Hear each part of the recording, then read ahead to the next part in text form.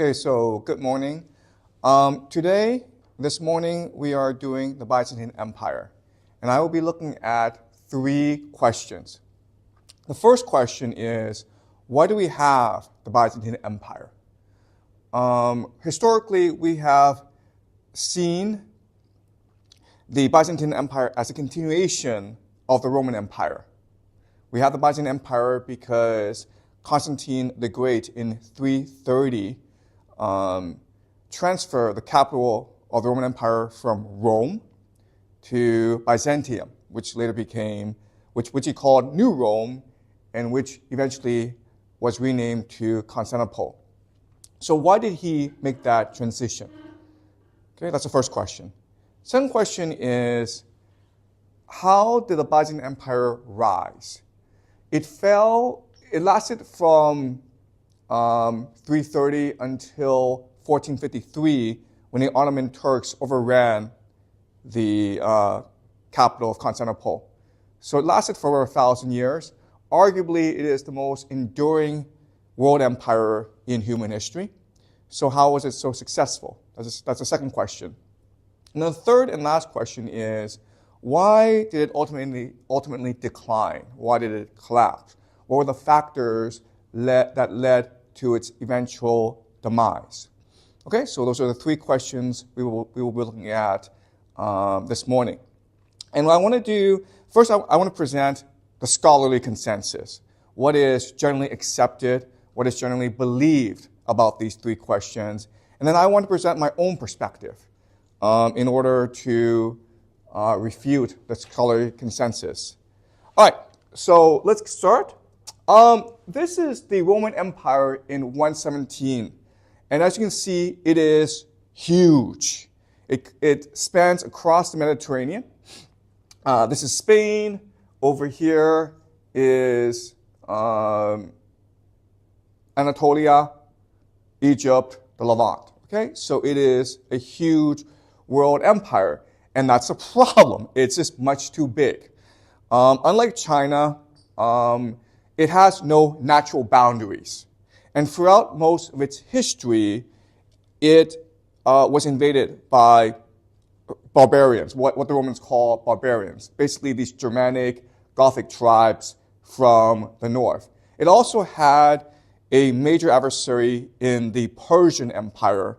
At this time, they were fighting against the Parthians, but later on, they would fight against what we call the Sasanian Persian Empire. And so this was not a really sustainable empire. Internally, as we discussed last class, there was a contradiction. They were an empire, but they believed themselves to be a republic.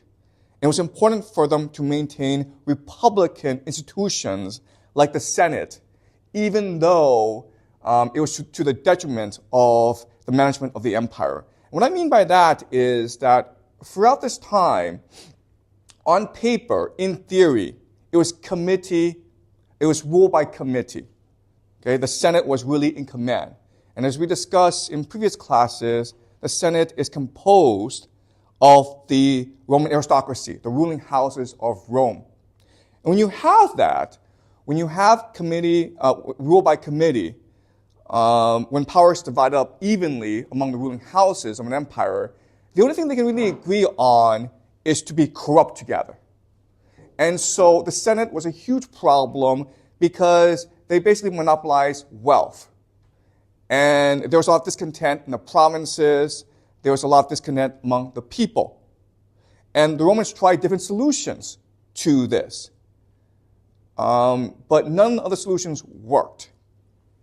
And eventually, we had something called the 3rd century crisis, the crisis of the 3rd century, which basically meant the Roman Empire was about to disintegrate. There were civil wars going on. There were these invasions from the north.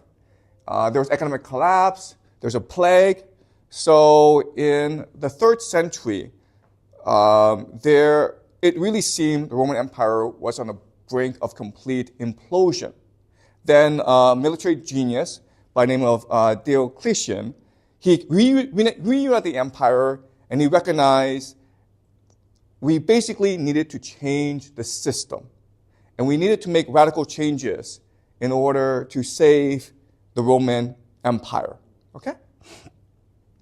As you can see, it is extremely difficult to protect Rome against the barbarian invaders over time. Eventually, the western portion of the empire will be overrun by these barbarians who we call the Germanics, the Goths, the Slavs, the Huns. Okay? Basically, these are the successors to the Yamnaya people, and they come from the steppes. And so they are extremely aggressive, mobile people who will eventually overrun the Roman Empire, and they will establish basically the tribes that will eventually give us the modern states of Germany, Britain, France. Okay, so basically these are the ancestors of Western Europeans. All right.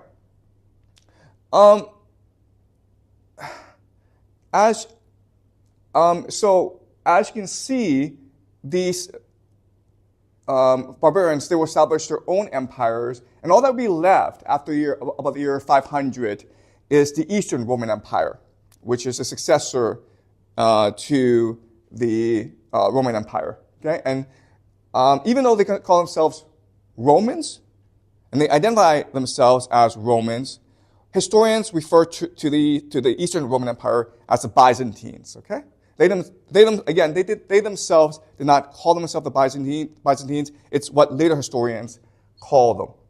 Okay, so the man who makes this transition, who basically is the founder of the Byzantine Empire, his name is Constantine the Great. And what he does that's very important is that he shifts the capital from Rome to Byzantium on the Bosphorus. And today we call this place Constantinople. It's still there, guys, if you want to visit. It's called Istanbul in Turkey. And it's a beautiful city. Definitely one of the most beautiful cities in the world. Now, the question is, I skipped. The question then is, why was this move made? And what modern historians believe is that this was a strategic decision. First of all, Rome was not easily defended. So it's very common throughout its history for it to be overrun by a provincial military governor. Okay, so think of Julius Caesar, but also there were others as well who did the same thing, who were extremely successful in the provinces, and they took their military and conquered Rome. It was very easy to overrun Rome and then declare himself emperor. So by moving into Constantinople, the capital is now impregnable. Okay, it is impossible to besiege. It is easily defensible. And how so, I will show you later on. Okay. The other thing that's really important about this transition is Constantinople is really at the center of the empire now. Rome was too far to the west, and most of the Roman Empire's most wealthy provinces, the most important provinces like Egypt, Anatolia, and the Levant, were actually in the east. Okay, so it's recognition of the fact the center of gravity in the empire was really in the east.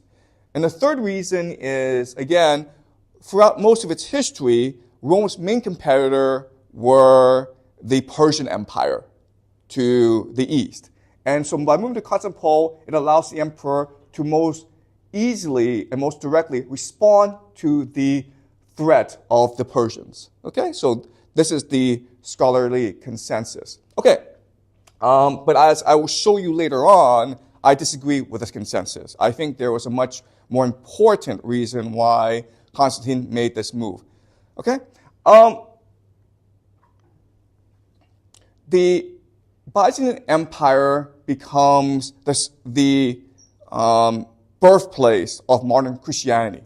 Okay, Constantine the Great is the first Christian Roman emperor. He converts to Christianity. But not only that, but he lays the intellectual basis for modern-day Christianity through something called the Council of Nicaea. The pronunciation is different. Okay, it's properly pronounced Nicaea, but most people pronounce it Nicaea. Okay, so the Council of Nicaea. We talked about this last semester, where the Council of Nicaea was established to answer a theological debate in the Christian world. What is the nature of Jesus? What is relationship with God? As we discussed, one more popular explanations is the idea of Arianism, where Jesus is a lesser divinity to God. The Council of Nicaea established the idea of the Holy Trinity, which is that God, Jesus, and Holy Spirit are co-equal. They are separate, but they are co-equal. We call this the Holy Trinity, the Godhead. Okay? So that is Constantine's major contribution. After Constantine, one of his successors, Theodosius, makes Christianity the official religion of the Roman Empire. There's now a crackdown on both the idea of paganism, which used to be the religion of the Roman Empire, as well as the idea of heresy, okay? Especially the idea of Arianism. He also built something called the Theodosian Walls, which makes Constantinople basically impenetrable, okay? It makes it an impenetrable fortress, and allows Constantinople to stand for 1,000 years. Okay? As you can see from the Theodosian Walls, it's huge, okay? This is just a person. You can see that there are two walls. There's a moat protecting it. So for 1,000 years, these walls protected the city. There weren't that many soldiers in the city. You didn't actually need that many soldiers to protect against invaders. The other thing, these walls are still stand today. You can actually go get on a plane, fly to Istanbul, and visit these walls. Okay, they were basically designed to stand for all of eternity, and that was the idea of Constantinople, the eternal city. Okay. They also had sea walls. So not only could you not attack Constantinople by land, you couldn't even attack it by sea. One of the great inventions of Constantinople is the idea of Greek fire. Okay, the story is that they were being attacked by the Muslims. This is in the 8th century when the Muslims are expanding throughout the world. They're conquering both the Sasanian Empire as well as the Roman Empire, and they want to obviously overrun Constantinople. And ultimately, what saves the city is the invention of something called Greek fire, which is basically kerosene, right? You take kerosene, you throw it at someone, and then the boat is light on fire. And the story is that this was invented by a Hellenized Jew who converted to Christianity. And he has this great idea, and then he approaches the emperor with this invention. And the emperor believes that he is an angel sent by God to save the city. Okay? And so it is impossible to actually launch a naval expedition against Constantinople because they'll just burn down your ships. Okay? At the height of the Byzantine Empire, it almost reconstitutes the entire Roman Empire. And this is the year 565. At this point, the emperor is Justinian. And at this point, the one who is leading the military of the Byzantines, his name is Belisarius, and he is considered the last great Roman general. Okay? His military genius is on par with that of Julius Caesar, Hannibal, all the great generals. And through his military conquest, the Byzantine Empire is able to expand its influence. But as we learned in this class, once you reach a peak of empire, there are problems, okay? So the first problem is that your city becomes overpopulated, and when your city becomes overpopulated, it becomes susceptible to the plague, okay? So there's something called the Justinian plague, which wiped out anywhere between 50 to 60% of the entire population of Constantinople. At this point, the population of the city is about 500,000, 500,000. The plague killed 300,000 people. That's a lot of people, okay? Even today, scholars debate where this plague came from. Originally, we believe it came from grain ships from Egypt, right? Because Constantinople imports all its food from Egypt. And so there were rats on these ships, and these rats spread basically the bubonic plague. Now historians believe that it actually came from the steppes, the Huns, and through their invasion. Okay, so we don't know what happened. We just know we just know it killed a lot of people, and this greatly reduced the power of the empire. Also, when you have these military conquests, you overextend it. Okay, so it is very difficult to maintain this empire. And the third problem is that whenever there's a military expansion, the emperor, comes into conflict with the general. So even though Justinian and Belisarius, they were great friends, their wives were great friends, they themselves had a lot of personal conflict. In fact, towards the end of his life, Belisarius was actually tried for treason.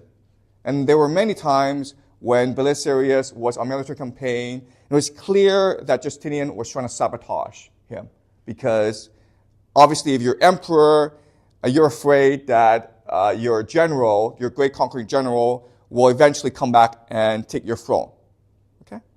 So because of what happened between Justinian and Belarius, basically this was the last time that the Byzantines embarked on a massive military campaign. Okay? From now on, they're defensive, and also they focus on the idea of diplomacy, basically bribing their enemies not to attack them, especially the Huns, but also the Arabs, as well as the Persian Empire. Okay? This is the Hagia Sophia, the Cathedral to Wisdom. And this is the great monument, the great legacy of the Byzantine Empire. It's absolutely beautiful. Again, guys, this is what's amazing. It's still there.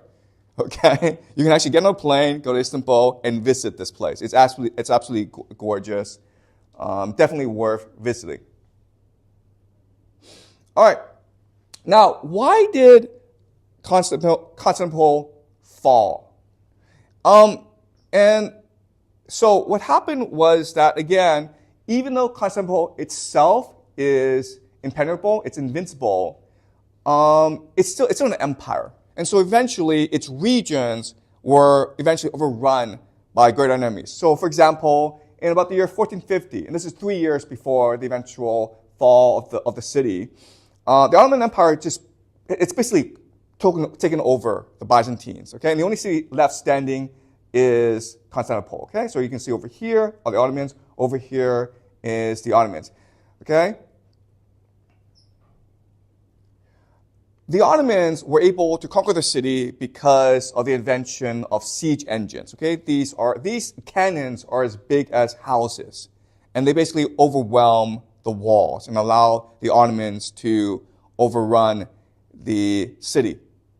Now, what's important to understand is, even though the Byzantines were Christian and the Ottomans were Muslim, and even though the Turks overran the city, the Turks were extremely respectful to the citizens of the city because they were considered the heirs, the successors to the Roman Empire.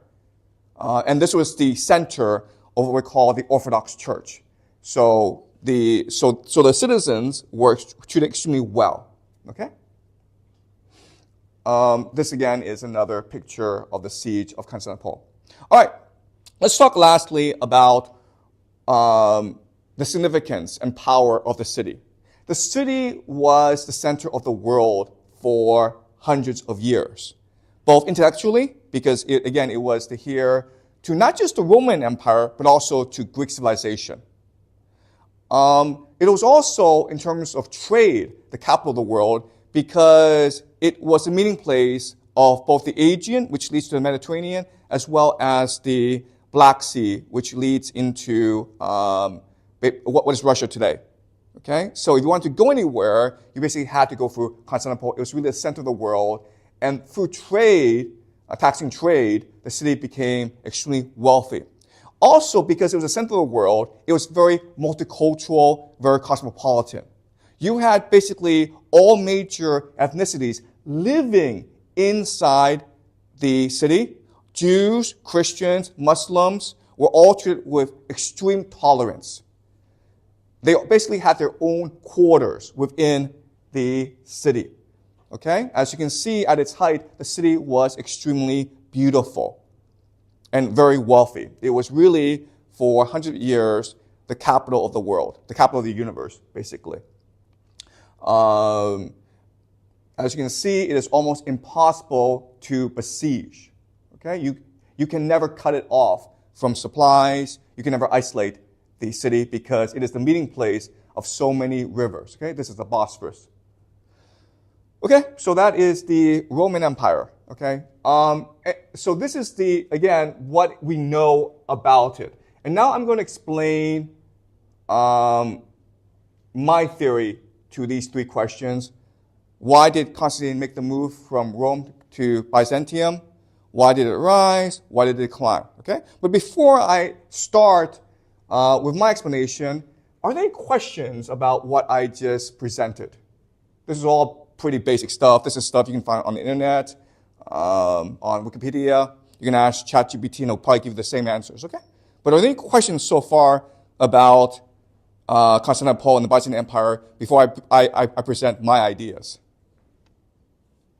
Was this clear to you guys?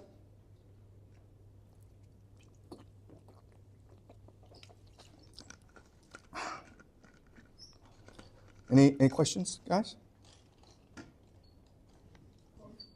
Maybe this is something you're coming up to, so if it is, like, shoot the question down. But I remember reading, like, in the early years of the Roman Empire, like, Augustus, Tiberius, so on. Elite culture there was Greek, and that it's like the Emperor Claudius would have been writing and conversing in Greek and all that kind of stuff, and so. I know the move to Constantinople is a couple hundred years after that, but was there a certain cultural pull at the time? Were certain Roman elites feeling like they needed to be closer to like the core of Greek culture? Right, okay, that's a great question. So, culturally, were the Romans at this time Greek or Roman? And you're absolutely right, Doug, in that Greek culture is really the hegemon, right? I mean, it's so superior to Roman culture. I mean, Romans really were peasants who built an empire, but the Greeks basically built Western civilization. Okay, you had Homer, you had Plato, you had Herodotus. The Romans were aware of this, and this was a conflict within Roman culture, civilization, for a long, long time, because they felt that even though they had conquered the world, they were about to be conquered culturally by the Greeks. So the Romans were aware of this, and they rebelled against this.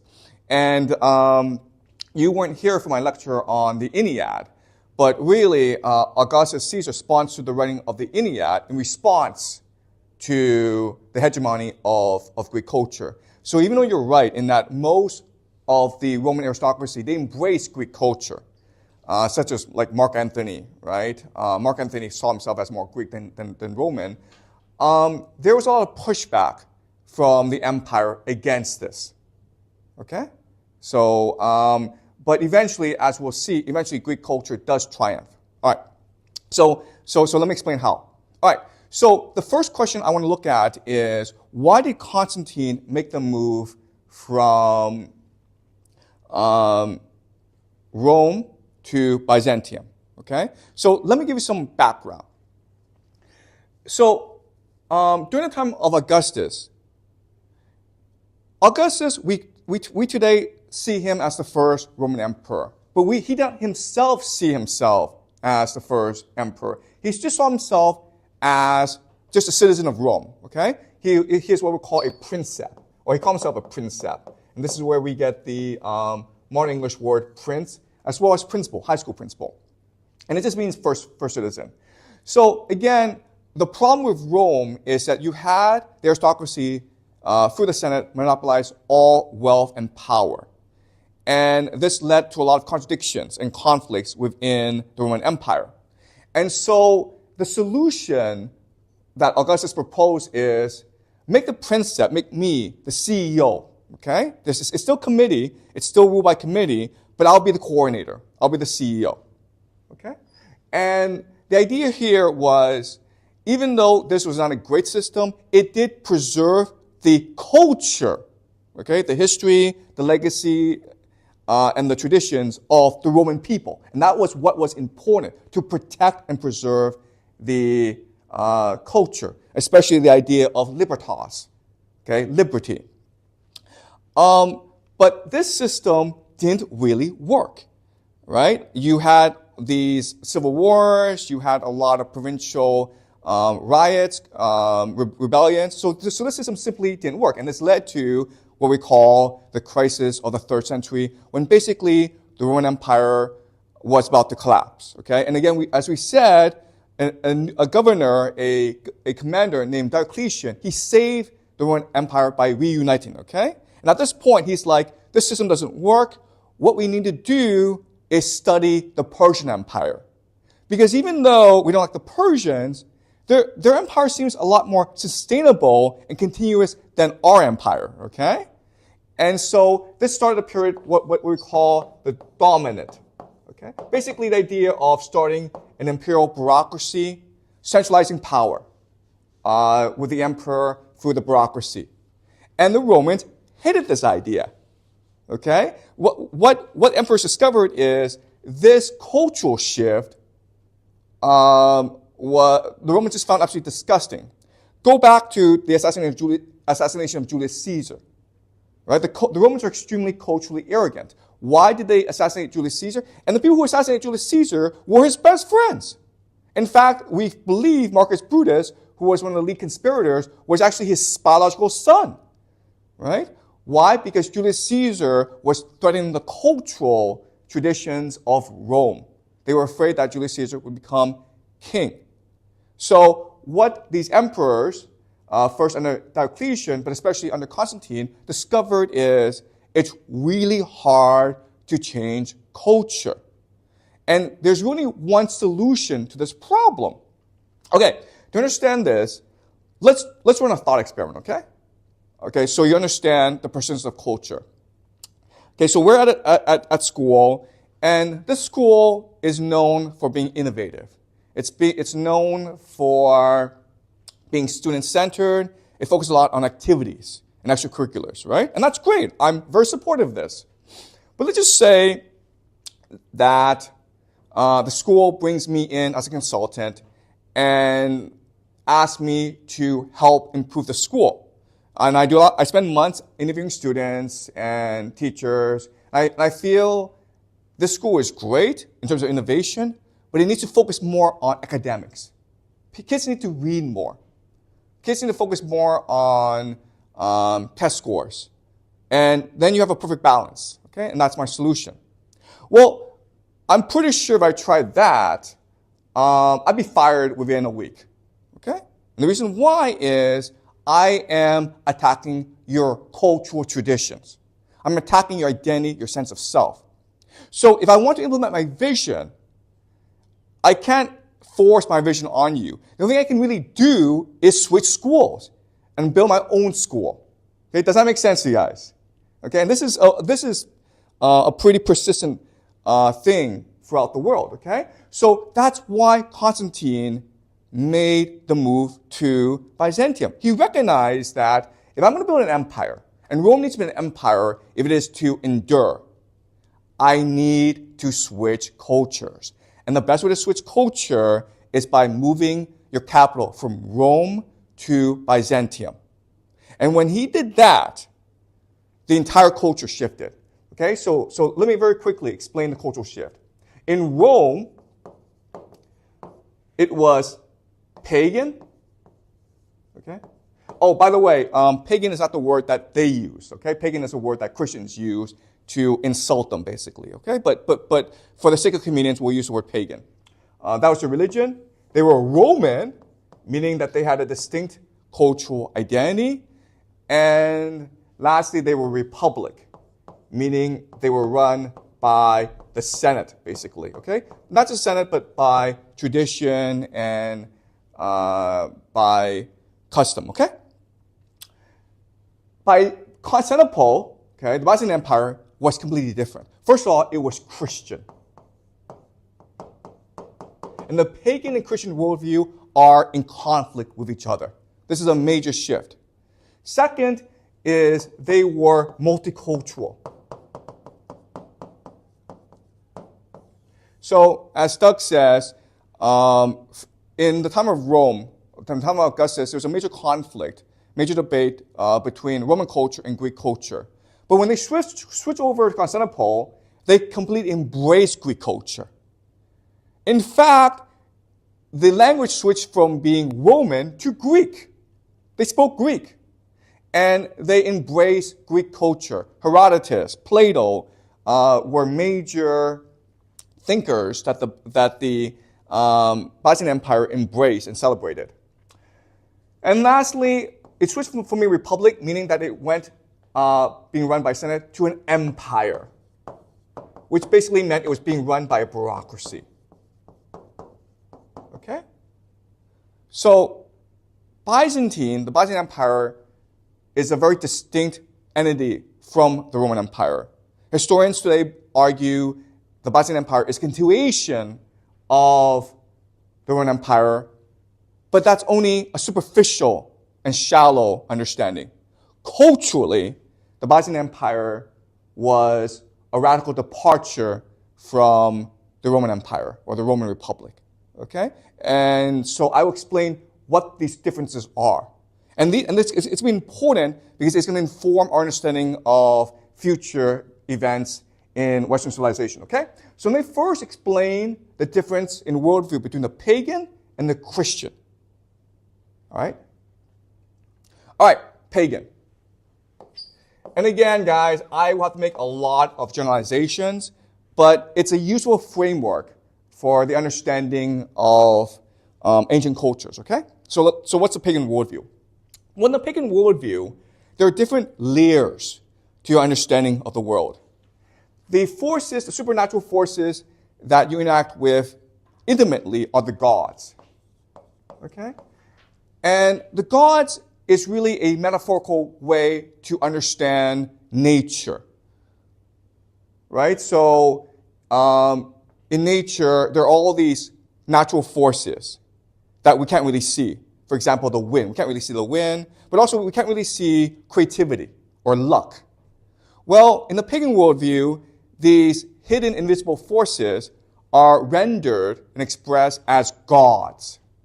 Okay? And the gods are those that we interact with every day on an intimate basis. It was very important for us to maintain good relations with the gods by making ritual tributes to the gods. Okay? So sacrifice and rituals were a very important part of the pagan worldview. Above the gods are actually even higher invisible forces that no one has control of, okay? Which includes fate, which includes luck, okay, fortune, okay? But there are these invisible forces that even the gods must submit to. And then, at the highest level, are what are called unwritten and immutable. Immutable just means unable to change, eternal laws of the universe. And think of this structure as giving the universe some order and structure. Okay, so think of gravity, right? It's an unwritten and immutable law of the universe. And what they really mean by this is the idea really of karma or justice. Right? If you do good in the world, good will happen to you. If you do evil in the world, evil will happen to you. It may not happen to you, but it may happen to your children, okay? So there is a cosmic balance to the world. And this is really the pagan worldview, right? The Christian worldview is very simple. There's you, okay? You, and then there's God. And the thing that matters is your personal relationship with God. That's it, guys. All right? So, let's look at the three major differences between the pagan worldview and the Christian worldview.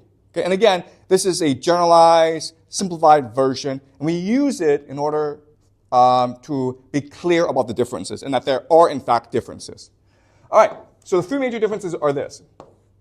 The Christian worldview introduces into the Roman world 3 ideas that really didn't exist before. Okay? They are truth, evil, and the individual. Now, these ideas actually existed in other traditions, like the Jewish tradition and the Persian tradition through Zoroastrianism, but they really didn't exist in the Greek and the Roman tradition.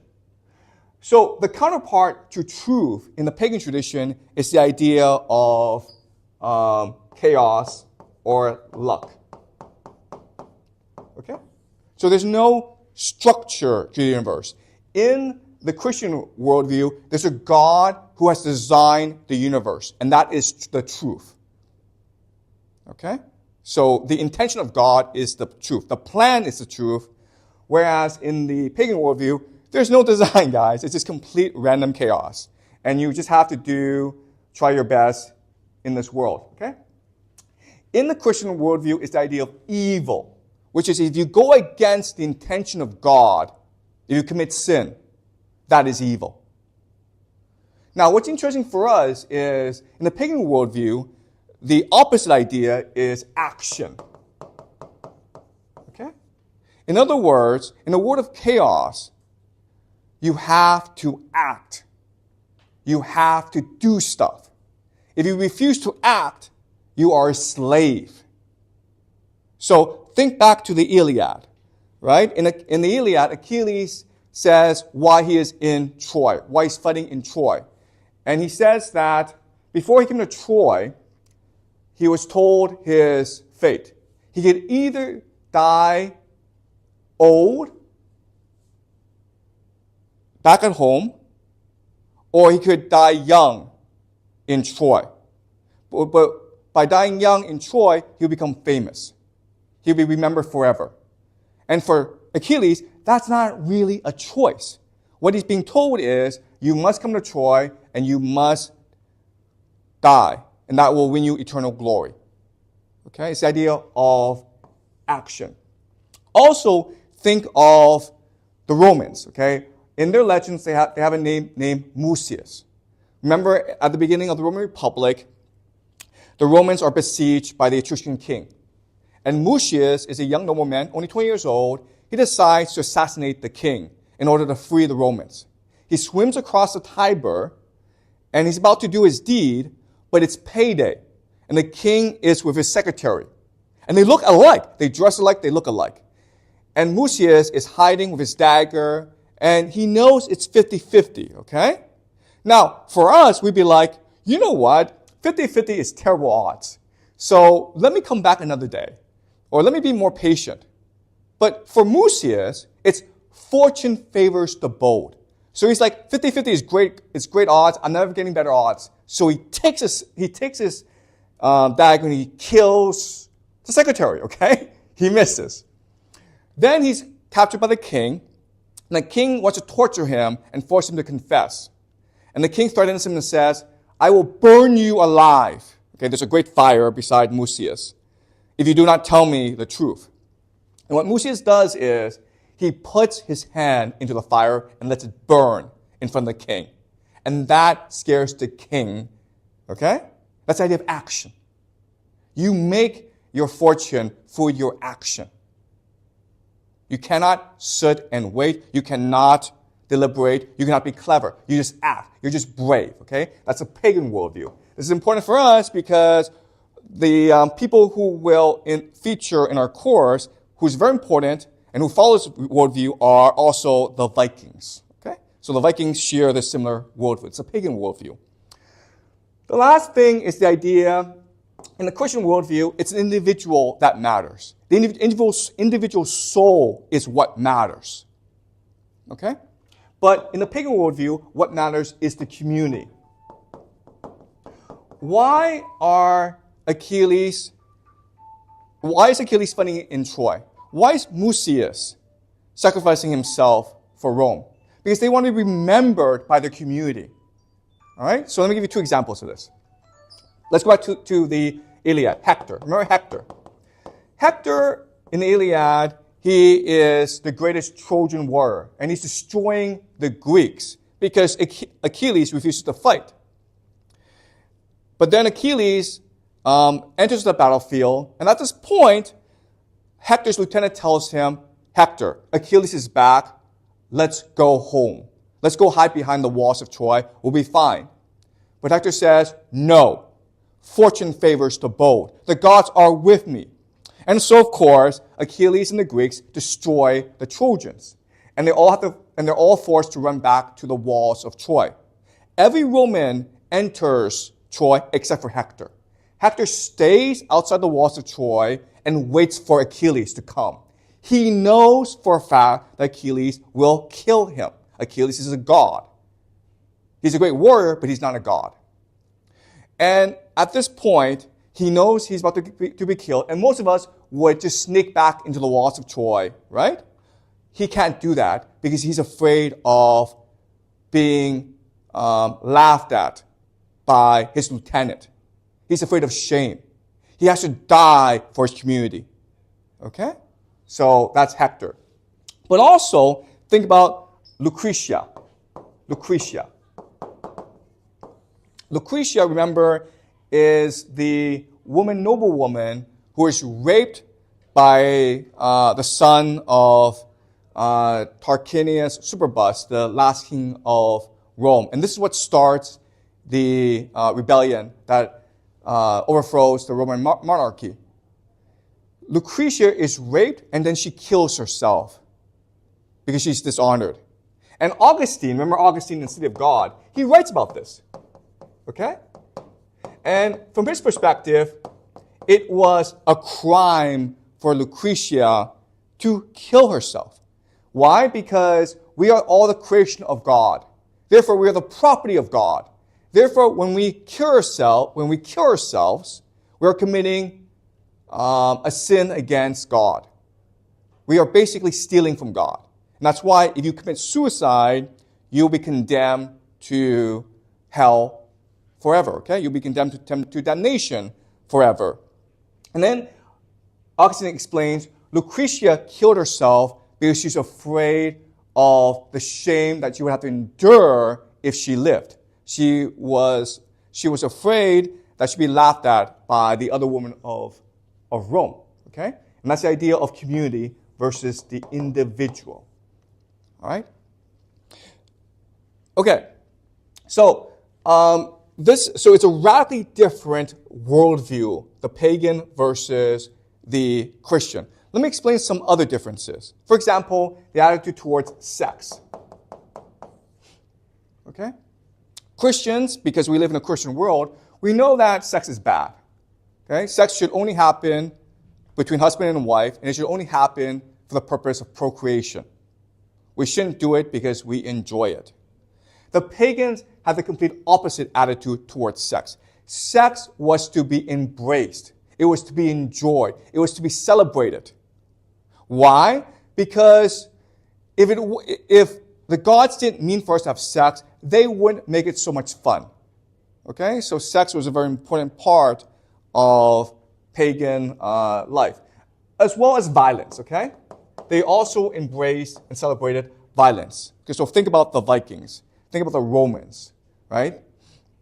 They loved violence. And the Christians hated violence.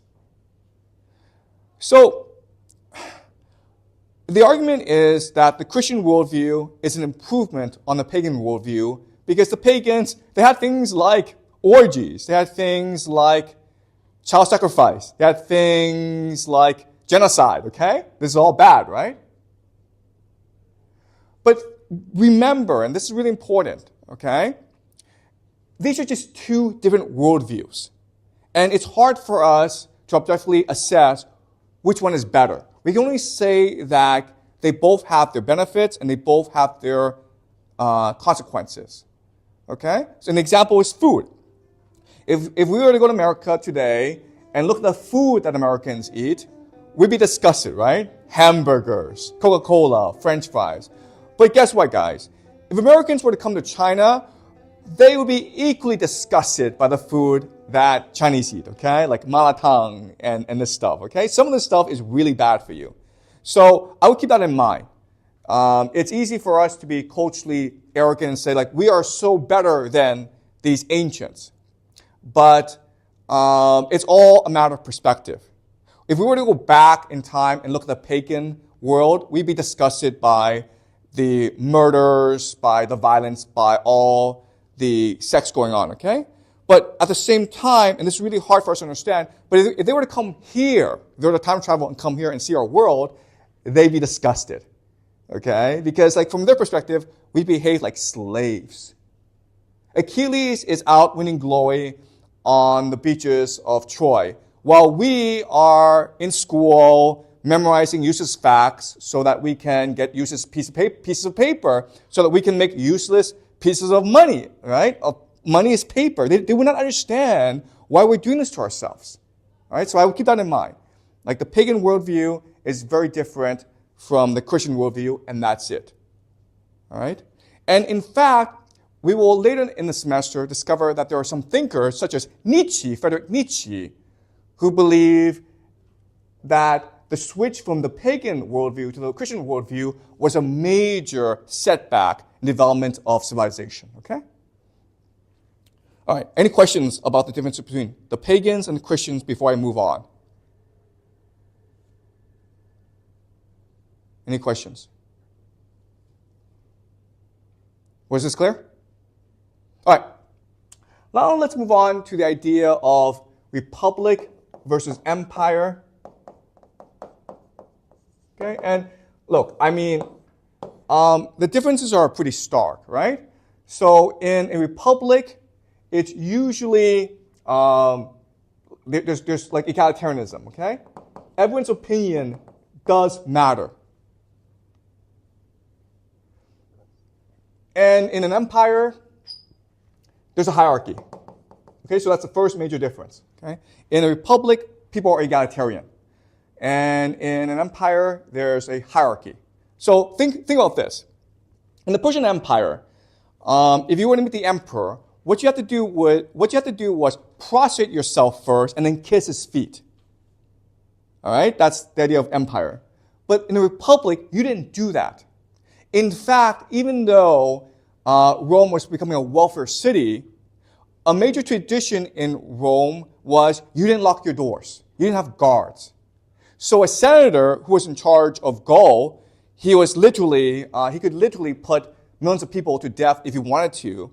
He didn't lock his door. So you, the lowliest Roman, could just walk into his house and have tea with him or coffee with him and talk about life, okay? That was the tradition in Rome. Also, another thing is when Roman senators walked the streets of Rome, they always carried an umbrella, something called to protect themselves. Okay, and the reason why is this. Roman houses were 2 stories, and they didn't have sewage system. So if you need to go to the bathroom, you did so using a bucket on the 2nd floor, okay? And so what would happen is, if you saw someone you didn't like walk the streets, you would actually take your bucket and throw all this shit at him, okay? That's literally what they did. So if you're a senator, you could be the most powerful man in the world, but you could still literally risk having shit thrown at you, okay? So that's the Roman world. It was egalitarian. Whereas in an empire, there's hierarchy. So in the egalitarian world, it means there's openness. People are open to new ideas. There's debate, okay? Literally anyone could propose a new idea. Whereas in the empire, it was a very closed system, okay? They didn't like new ideas. So go back to the example of Greek fire, right? A guy, and it's a story so we don't know if it's true, but a guy had to go to the emperor and get his approval before the military could adopt it. That's really inefficient, guys, okay? The Greeks would have just gone and done it.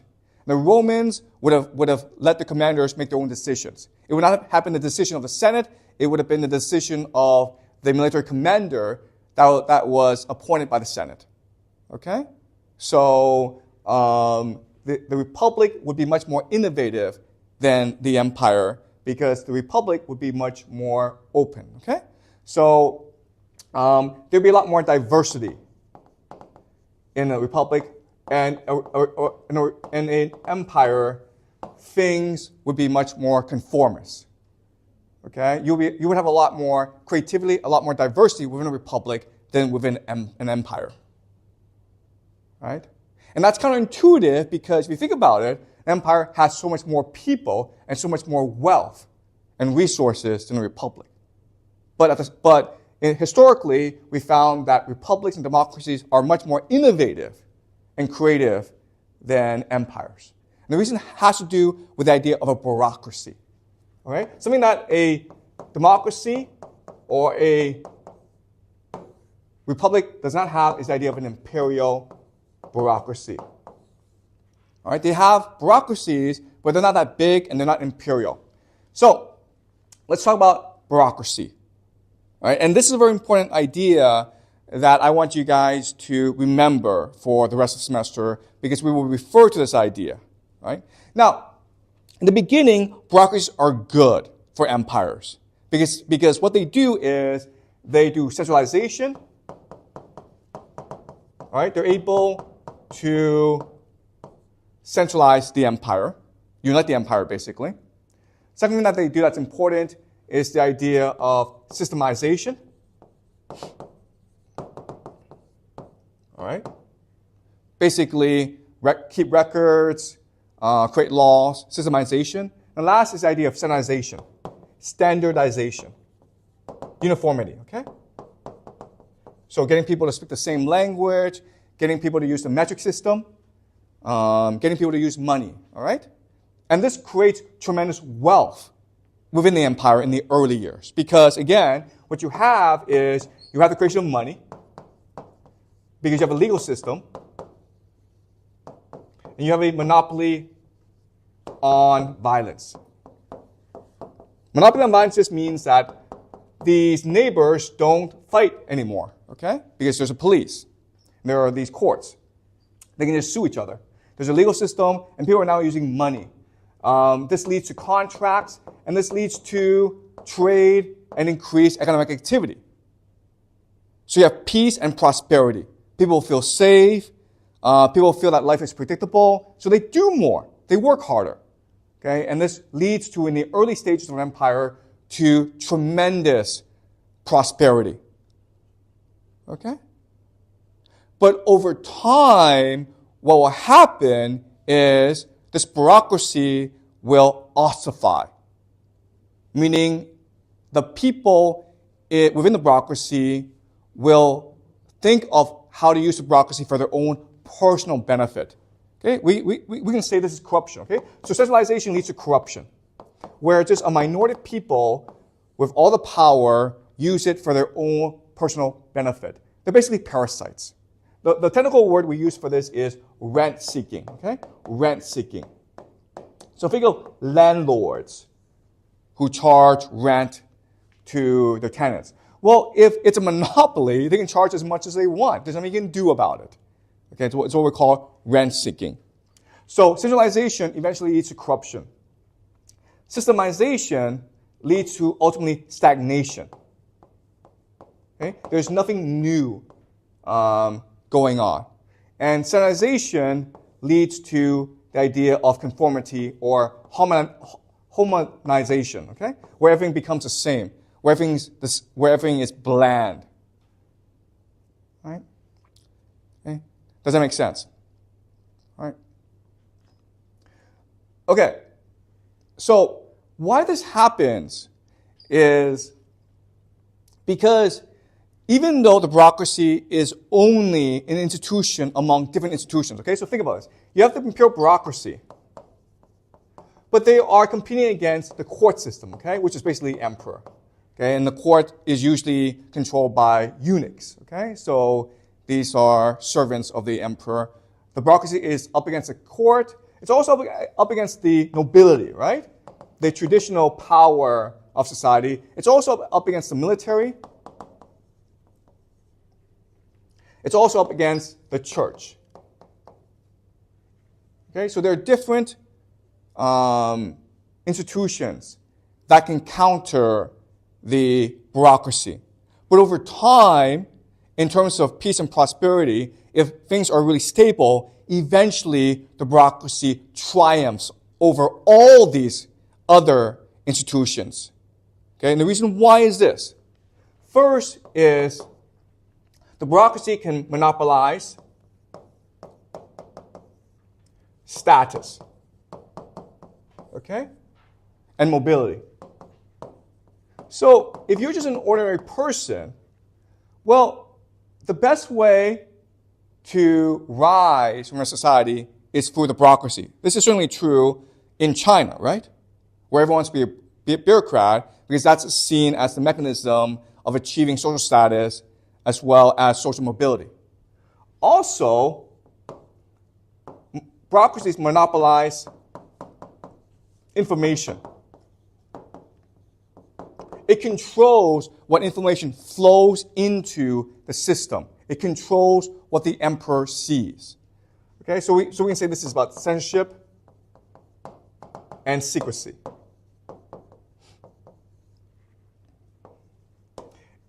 And the last thing that it does is it monopolizes the idea of narrative. Okay? It controls the production of culture. And we can, and it does this mainly through the process of writing history. Okay? So remember, history is the creation of a cultural narrative to bind people together. And it's usually the imperial bureaucrats who do this. In other words, what's important for us to understand is the bureaucrats have a monopoly of literacy and knowledge. They control the schools. They control the media. They control history writing. They control how you think and write. So even though there are competing institutions, the bureaucracy, by controlling this meta-reality that's culture, it controls the way like these other institutions behave. Okay? So the example I want to use is the idea of the Godhead. All right, the Godhead.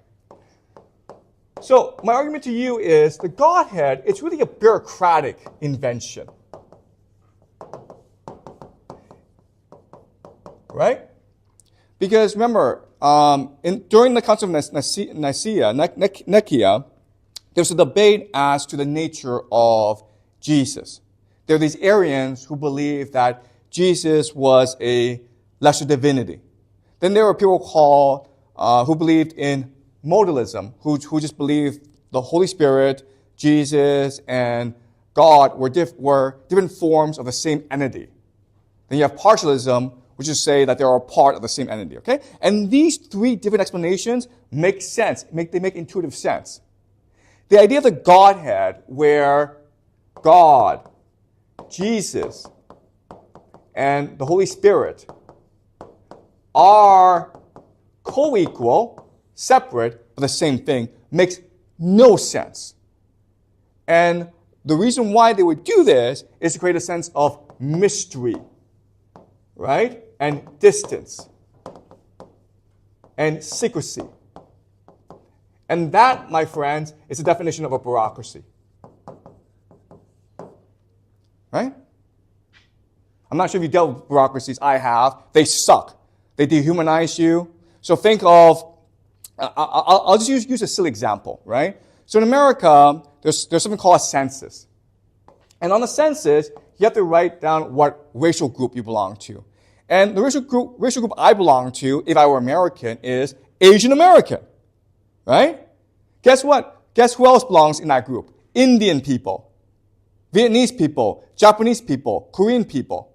That makes no sense. We know that in Asia, the Indian culture is vastly different from the Japanese culture, which is vastly different from the Korean culture and the Chinese culture and the Vietnamese culture, okay? These are different people with their own belief systems. But in a bureaucracy, it just categorizes everyone together almost randomly or indifferently. Okay? And that's why I would make the argument that ultimately multicultural societies are not as creative as tribal societies. Okay, tribal versus multicultural. Think about the multicultural societies that are around us today, okay? Singapore is a multicultural society. Canada is a multicultural society. They're not very creative, guys. They're very bland. They're very conformist. They're very bureaucratic. Okay? Very tribal societies, like the Greeks were extremely tribal. They were extremely chauvinistic. They were extremely creative. Right? As are the Europeans, okay? As are the Vikings. And the reason why is tribalism is energetic. It makes you passionate. It makes you think deeply about the world. Whereas in a multicultural society, people have to spend their energies getting along with each other. It's important not to be offensive. Okay? And so it's because of these three reasons, the certain cultural construct of the Byzantine Empire, it was Christian, it was multicultural. The word we can also use is cosmopolitan. Okay? Also, it was bureaucratic. The Byzantines were not a very creative people. Okay? Even though they had access to every culture in the world, even though they had access to the classics like Plato, Homer, Herodotus, as well as Virgil, they were not that creative. In fact, if you had a genius like Homer or Dante living in the Byzantine Empire, well, he would just become a bureaucrat. We would never know the genius of Homer and Dante. Homer and Dante could only arise in tribal societies. Okay? So, that, So, does that make sense to you guys? Okay? And again, this is just an introduction to the conflict between these political systems. Empire versus republic, bureaucracy versus, right? We will continue these themes and these topics as we move on throughout Western history. But I first want to introduce these ideas to you. It's really important that you understand the difference between paganism and Christianity, because we'll be referring to this conflict, this division later on in the semester as well. Any questions about this? Please feel free to argue, okay?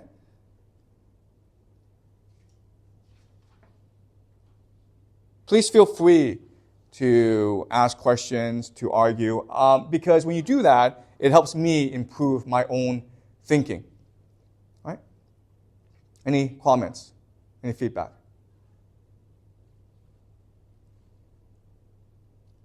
Okay, so I want to give you guys some time to think about questions. But before I do that, I want to look ahead over the next couple of weeks and tell you what we'll be doing. Okay? So we did the Roman Empire, then we did the Byzantines. So as I explained to you, the Roman Empire, Western Roman Empire, will collapse in the year 476 when the last emperor, Romulus Augustus, is deposed. Okay? But when he is deposed, people don't understand the Roman Empire has come to an end. Okay? Because the people who are still in charge think the Roman Empire is continuing. But now we have a long period of civil wars throughout Europe. All right? And these civil wars will eventually lead to something called the Holy Roman Empire, which is something that which is what Charlemagne of the Franks will create.